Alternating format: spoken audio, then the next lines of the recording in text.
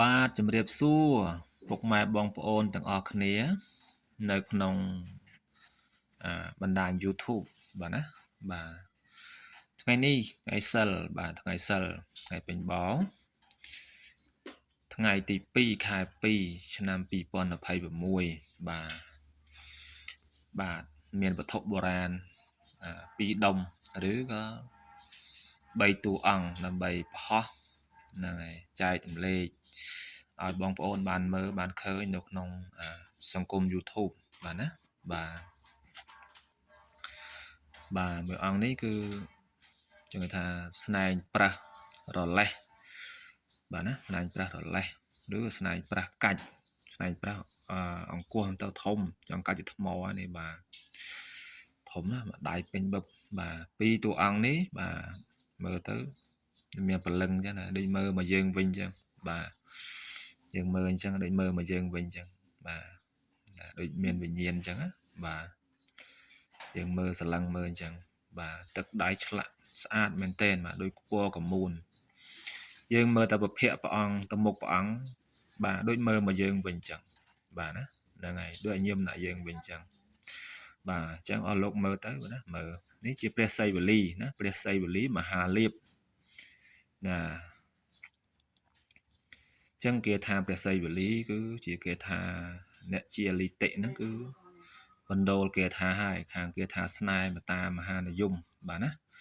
ចឹងព្រះសីវលីនេះសម្បូរដោយលាភគឺអេតតកៈរបស់លោកគឺខាងលាភណាអ្នកណារស់ស៊ីលក់ដូរ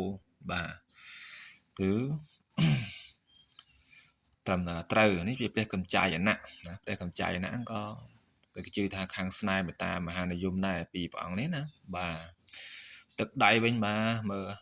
លទឹកដៃស្អាតបាទយើងមើលអញ្ចឹងដូចព្រះអង្គមើលមកយើងវិញអញ្ចឹងបាទ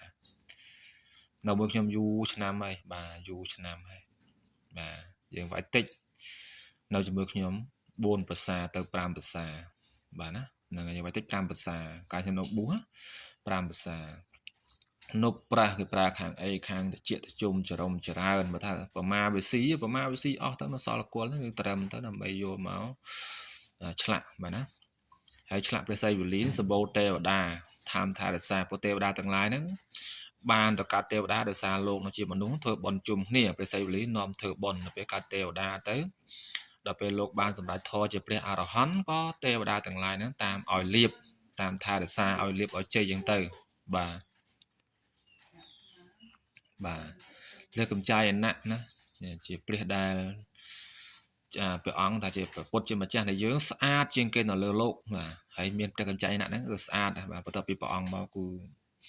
យ៉ាងណាឃើញក៏ស្រឡាញ់តែសម្រាប់ប្រុសឃើញក៏ស្រឡាញ់ដែរណាបាទអញ្ចឹងលោកអតិថានដល់ខ្លួនលោកហ្នឹងคล้ายទៅជាព្រះកំប៉ោងហៅព្រះចិន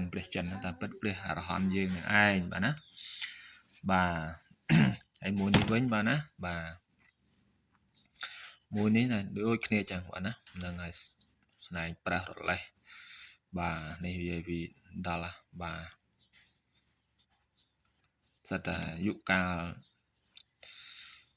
បាទយូរឆ្នាំសិតរបស់គេរើសបាននៅតាមភ្នំបាទណារបស់តាមភ្នំបាទណាហ្នឹងហើយអានេះមិនមែនកាត់មិនអីទេដូចថាវាជុលគ្នាបាក់អញ្ចឹងបាទបាក់ទៅក៏វាបាទក៏វាដួលមកប្រមាស៊ីទៅក៏យើងយកមកឆ្លាក់បាទណាជាតួអង្គកម្មាទេពឬកម្មាពេជ្របាទកម្មាទេពកម្មាពេជ្រនេះគឺកាន់ថងលុយបក់ហាវលុយហាវភ្ញៀវចូលផ្ទះបាទណាខាងរកស៊ីលក់ដូរតាមមហានិយមបាទនេះគល់ស្នែកប្រះបាទណាហ្នឹងហើយកម្មាទេពកម្មាពេជ្រយើងប្រើខាងណា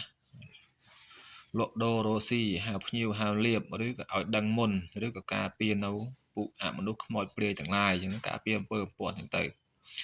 ហើយគល់ស្នែងប្រាស់នេះគឺកែងប្រាស់រលេះនេះគឺគេប្រើខាងតិចតិជុំចរមចរានៅផ្ទះអ្នកណានោះតែចម្រើនរីកស្គុះស្គីអញ្ចឹងទៅបាទណាបាទហើយយន្តខ្ញុំគ្រប់ថាសានេះយន្តក្នុងក្រោមនេះគឺយន្តបាទស្ដេចទេវតាទាំង4ណាបាទកវេរៈបហុលកៈរូបកៈអញ្ចឹងទៅណាទៅនឹងស្ដេចទេវតាទាំង4ឬការពារទិសទាំង4ណាយន្តពុទ្ធយន្តនេះគឺល្អណាហ្នឹងហើយនេះគឺខ្ញុំផុស ដើម្បីកុំឲ្យស្ងាត់ក្នុង YouTube ដើម្បីឲ្យអស់លោកបានឃើញណាថ្ងៃសិលខែ2ហើយថ្ងៃសិលទី2ខែ2ឆ្នាំ2026បាទសូមអស់លោកណាបានឃើញព្រះកម្ចាយណៈព្រះសីវលីនិងកុមារទេពសូមអស់លោកនោះមានលៀបមានជ័យស្រីស្ដីឈ្នះអស់មាសត្រូវបាទ